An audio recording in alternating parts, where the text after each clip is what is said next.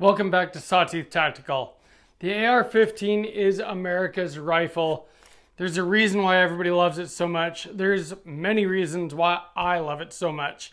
And so I just wanted to bring you guys a video showing you my entire collection of AR-15s. And I'm going to do it in the order that I got them. So you're going to kind of see the evolution of where I started to where I am now and how I got there. And I want this to be motivation for those of you just getting into it. I'm sure some of you have much more and much nicer guns than me, but still, I think that this can show, everybody's got to start somewhere. And if you're really into this, eventually you're going to end up with like pretty nice stuff probably. And yes, it can get pretty expensive, but that's also why I got into building, because you could buy just one part at a time instead of having to buy complete rifles. But we'll get into that and you'll see how we got there. If you're interested in that, make sure you're subscribed and let's begin. My very first AR-15 is this, the green monster here. This is a Smith & Wesson M&P 15 Sport 2. And the reason why that ended up being my first AR-15 was because that was before I really knew anything about any of this.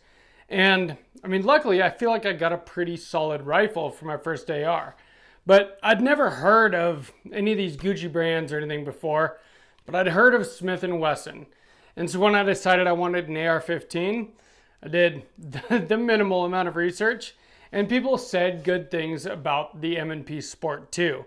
And so that's what I got. 16-inch barrel, 5.56, very, very basic AR, but I upgraded a lot of stuff from there to make it what you see here. This one has an Aero Precision Atlas R1 15-inch handguard on it. It's M-LOK with a pick rail on top. This is the first rifle light I ever bought. It's a O-light, and it still works great. And it got the rattle can paint job with the whole rifle, so the O-light's going to stay on there. I guess with each of these we'll kind of go like Grantham, tip to butt. So I do have an ASR muzzle brake on here so that I can run this with the Otter Creek Labs Polonium K, because I've got an ASR Bravo mount on that suppressor. So I do run my M&P suppressed now, but it does still have the original barrel, although different gas block. It's got an Aero Precision low profile gas block, which I had to install to put the M-LOK handguard on. I've got the Magpul vertical foregrip. I really like vertical foregrips. I like being able to pull the rifle back into my shoulder. I don't really use them like this, more of a hand stop, but they work well for that. Now coming back, still the same receivers. It's still got the same bolt carrier group. All original as far as that goes. Magpul P-Mags, came with a Gen 2 one. I've got a Sig Tango MSR 1:6 LPVO on this gun, which, budget gun, budget LPVO, but a decent enough one that it does the job. Also got an offset red dot. This is a Goutar red dot. It was the first optic that got sent to the channel to review. I put it on this rifle and it's been on it ever since. And honestly, I kind of love the offset red dot with the LPVO. It works very well. B5 furniture, or at least the B5 Bravo stock. You're going to see that on pretty much all of my guns, all of my ARs. Although this one does have a Mission First tactical pistol grip. It came with an A2 pistol grip. I hated it, but I like ones that are a little bit more vertical. This one actually really fills out your hand well. And then of course, I've got a Radian Raptor charging handle, Radian Talon ambidextrous safety at 45 degrees. And this one also has a Palmetto State Armory 3.5 pound drop-in trigger in it that honestly is pretty dang decent for the price. Oh, this one also has the Magpul bad lever, because even from the beginning, I guess I knew that I was going to want ambi lowers. I just didn't know about ambi lowers yet. And then of course, the most important thing, the rattle can paint job. This was my second rattle can job. I'll show you my first one with the next rifle. But I think it turned out pretty dang good. OD green with some flat dark earth and black. I think it looks awesome. Before we get into the rest of the ARs here, let's have a quick word from our channel partner. This video is sponsored by Aura. Aura is peace of mind in a world that is so much online these days. Every time that one of you guys clicks the first link in the description and signs up for aura.com/sawtoothtactical, you help me fund this channel to be able to bring you guys new cool stuff to show. What does Aura offer you? Well, for one, if you use that link, you get 2 weeks free trial. That's 14 days, and it is only $12 a month after that. And for that $12, like I said, you get peace of mind. What they do is that they go online and they find data brokers that have your information, and they submit opt-out requests on your behalf. And then scammers, spammers, all these things online that want to take advantage of you can't get a hold of your information anymore. I've been using it now for months, and it's really helped me out quite a bit. I'm one of those people that really gets sick of getting spam calls, spam emails, all this stuff all the time, and I don't get it anymore ever since I've been using Aura. It is well worth the money, but you also get a lot more than just opt out from data brokers. You get a VPN, home title monitoring, password manager. Basically, all of the stuff that your online security, they just take care of all of it for you. It's super easy to set up. It takes like minutes, and it hardly costs you anything. Think about all the other things that you spend more than $12 a month on. This just, it's nice to not have your information out there anymore and to not have to worry about that stuff anymore. So check out Aura, use my link. You get 14 days, 2 weeks free if you use that link. Again, that's aura.com/sawtoothtactical. I really, really love Aura, and I think you will too. Now, my second AR, I had discovered Palmetto State Armory and realized that I could get an AR pistol for less than 600 bucks. This was an 11.5-inch AR pistol, and at the time I was excited because it came with all of the features that I had to change out on my first AR, and I was excited to get something with a shorter barrel. Now, this did come as a pistol with an SB Tactical SBA3 pistol brace. In fact, that one right there, but it has since been SBR'd. Now, this one didn't come with it, came with an A2 flash hider. But I've got an ASR muzzle brake on this one as well. Again, so that I can run it suppressed. As you can see, it's clean because this one, I actually haven't run the suppressor on this gun yet. But I will here very soon. This one, I've got a crimson trace light on it. Still works great though. As you can see with these first two ARs, I was definitely in a budget phase. I was trying to get the cheapest thing that I could that I thought would be reliable. And honestly, they've both been pretty reliable. Although this PSA, I did break the bolt on it. It's got a different bolt in it now. Different whole bolt carrier group, in fact.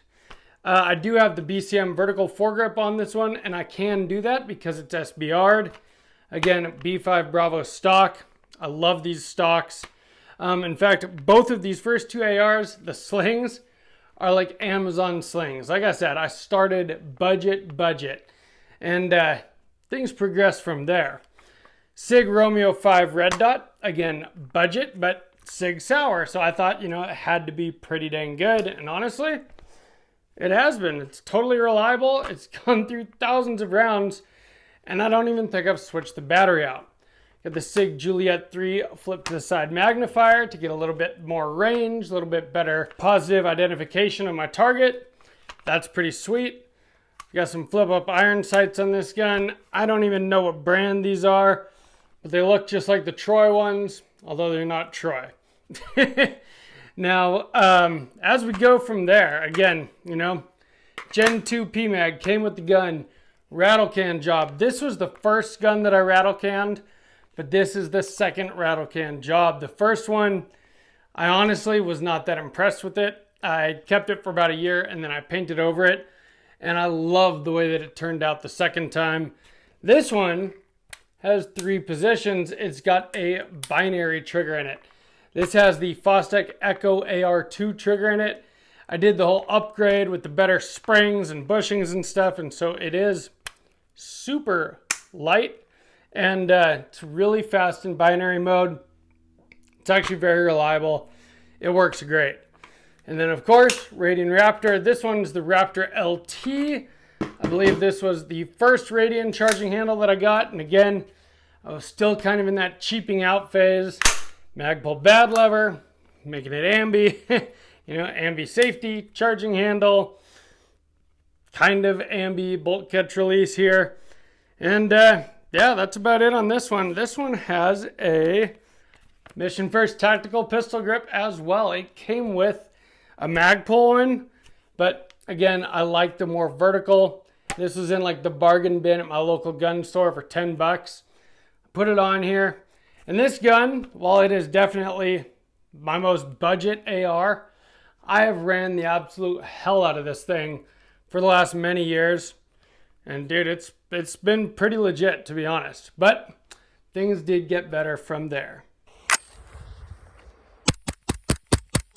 My third AR here was my first AR build. I got in my mind that I really wanted a 9mm PCC. I looked at a bunch of them on the market, and in fact, I considered getting a Palmetto State Armory one. I was still in that budget phase, but my local gun store carries Aero Precision parts. And so one day I was in there and I was like, if I'm gonna build an AR, I might as well buy a lower and get started on it. And that's what started my love for AR builds. So I got this lower. This is a Aero Precision EPC9 upper and lower. It's got an Aero Precision Atlas R1 handguard, same one that was on that first AR, although this one is only a 7.3-inch handguard. I am running the Whip Machine and Tool Mod 1 9mm suppressor on this gun. Whip Machine did send this out to me to the channel to review and test and to just beat the brakes off of, and so I have been doing that, and I've been pretty dang impressed with it. It uses the Rearden Atlas mounting system, and so it's got a Rearden muzzle brake right there. I do have on this one a Streamlight ProTech HLX, so I was starting to get into more quality parts here. Not like the mod lights and stuff that I use now, but Streamlight makes a great rifle light. What I didn't like about it was the pressure pad, and so I got the Arasaka adapter so that I could run Surefire tail caps, and then I've got a mod button on here because, as you'll see as we get into the later guns, that is my preferred light setup. Now again, BCM vertical foregrip. Let's put this back on here off camera, not to piss off the YouTube gods that don't like some of these things. But it just looks better with the suppressor on it. BCM vertical foregrip. We go back from there, and I've got another Sig Romeo 5. Although this one I've got on a Geisley Super Precision riser. This is when I started realizing that I liked my optics up a little higher. Actually, I realized it way before that. I only put this riser on here recently, but I do love it. B5 Type 23 grip, B5 Bravo stock. This one is also SBR'd. It takes Glock mags, and it's got a Rise Armament PCC trigger in here. For PCCs, you want to use PCC specific triggers. They have different hammer geometry. It's a little bit more violent, the direct blowback, than like the locking up system of a standard AR15. There's no gas system, and so you can probably run any AR trigger that you want, but it's good to run a PCC trigger, probably lasts longer. And of course, Radian Talon ambidextrous safety set at 45 degrees. This one hasn't been rattle canned yet, but it might at some point. It's my only all black AR, and of course, Radian Raptor charging handle. And this thing is a hell of a lot of fun. Honestly, of all my guns, this might be the most fun one to just play around with at the range. It's short, it's light recoil, it's quiet, and it is just super fun.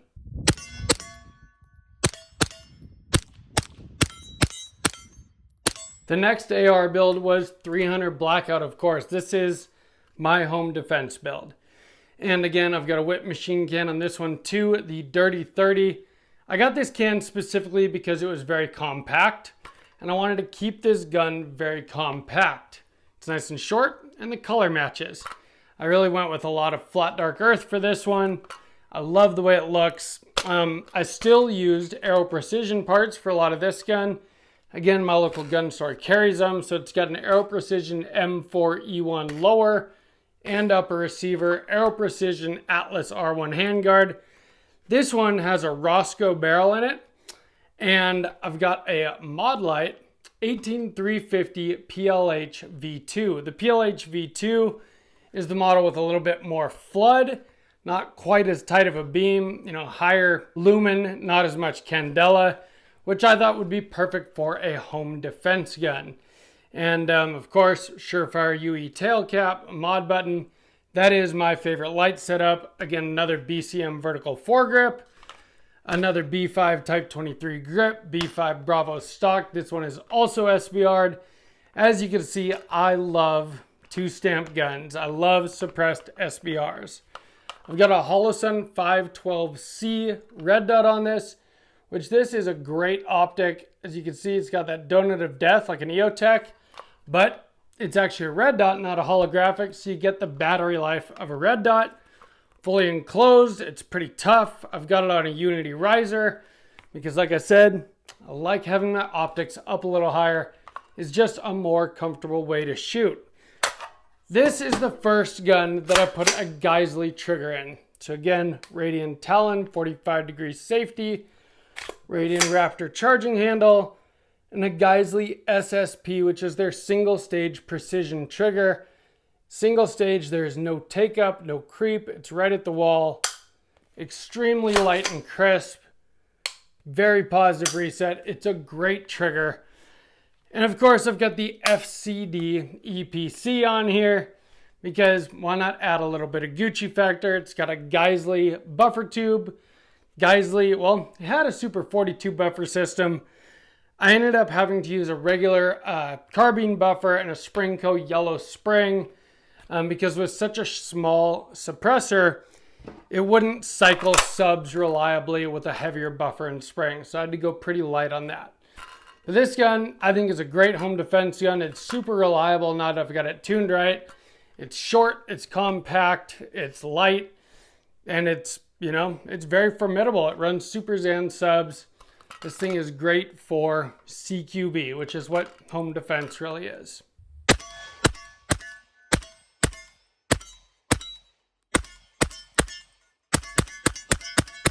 And this is where we start getting into the Guccier builds. This one, we did a whole build series. It was the Dream Rifle build. And I really spared no expense, and I picked exactly the parts that I wanted.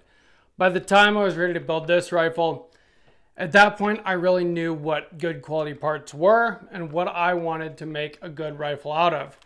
And so with this one, I started with the ADM UIC Ambi lower receiver. So as you can see, I could push up on that to lock the bolt back, drop the bolt with my trigger finger. It's also got a mag release on both sides, so I can release the mag with my thumb if I want. And it just looks gorgeous. I use the Volter MUR modular upper receiver on this one. I've got a BCM Ion Bond tan bolt carrier group. Another FCD EPC. I used a lot of OD green on this build. But again, front to back, right? So we've got a Silencer Co. ASR 3-prong flash hider. Again, to run it suppressed. All my 5.56 guns have ASR mounts.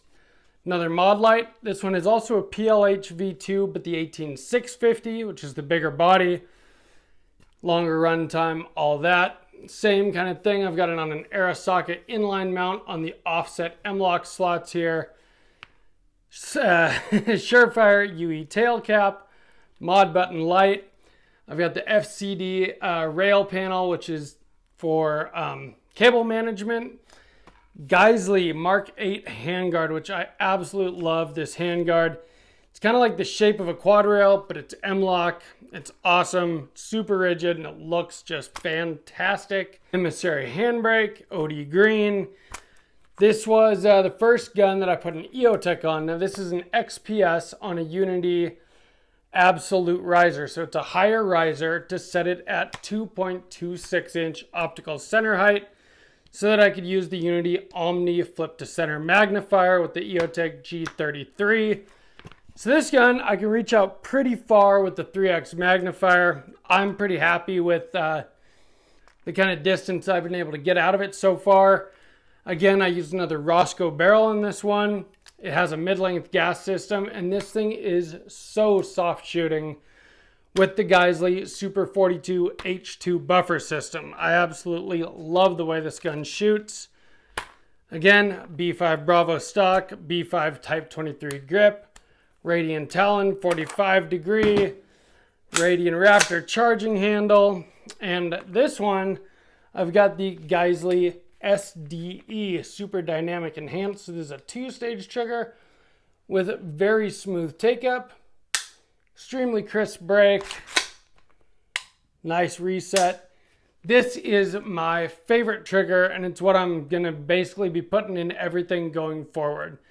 It's very light, it's very crisp, it's very controllable, and I just realized that I like 2-stage triggers a lot. And then of course I've got the blue force gear Vickers sling, and I think that's just about everything. This gun is everything that I want in an AR, except for it's a little long once it's suppressed, which is what has led me to this last one.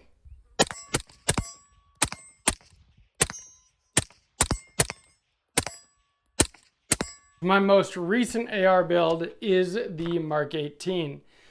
And this one is the only one that's not SBR'd yet, although I have already filed the paperwork. I've paid for the tax stamp. I'm just waiting for the approval. And again, B5 Bravo stock, right? So some of the same similar things you've seen on a lot of the rest. This one has that Otter Creek Labs Polonium K on it with the ASR Bravo mount. It's got a 3-prong flash hider. Another mod light. This one is the OKW, which is the one that is more candela, less lumens, more of a focused beam, 18650 body. Again, mod button, surefire tail cap.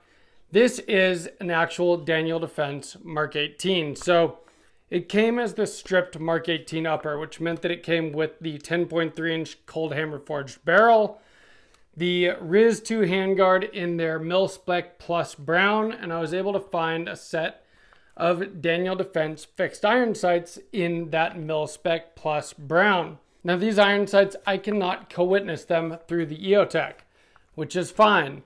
The whole point of them is backup, and this EOTech is the EXPS2, so it has a quick detach lever, so if for some reason it wasn't working, I could pull it off very quickly and use the iron sights just fine.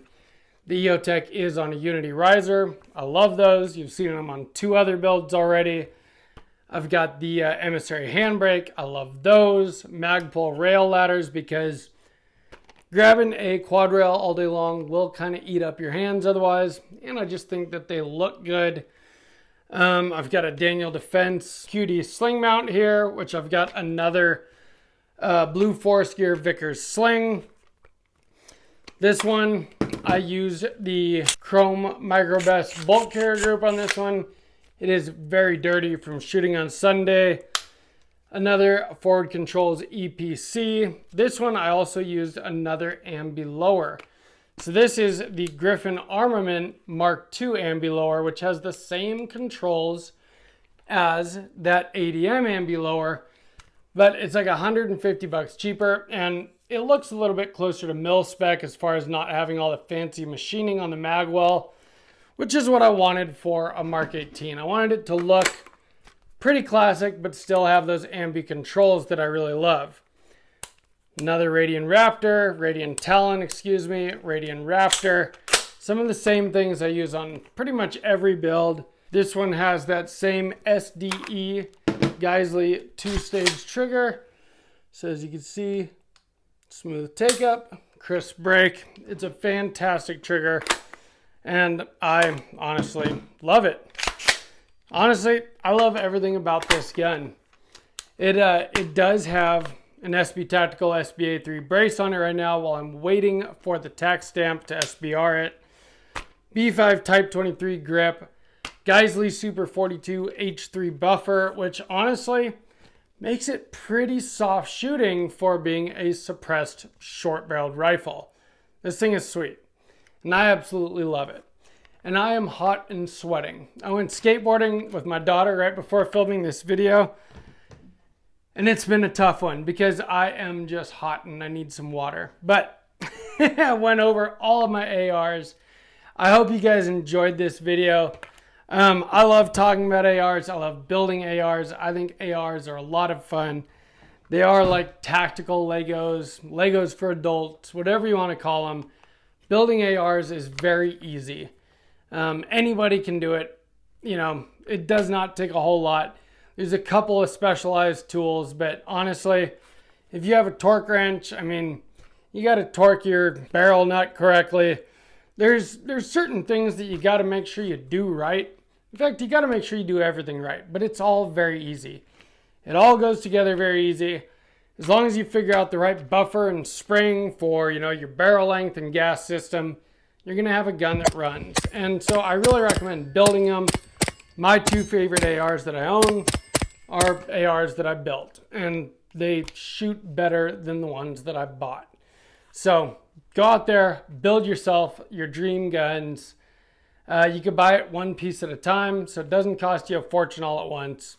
That's how I put all these together. I'm not rich by any means, but I'm able to build the guns that I want by kind of just budgeting, saving up, buying one part at a time, and putting together something cool. And you can do that too. If you enjoyed this video, make sure that you give me a like, please. Hit the subscribe button, share it, leave me a comment, let me know what ARs you have, because I am definitely interested. And from Sawtooth Tactical, stay strapped or get clapped.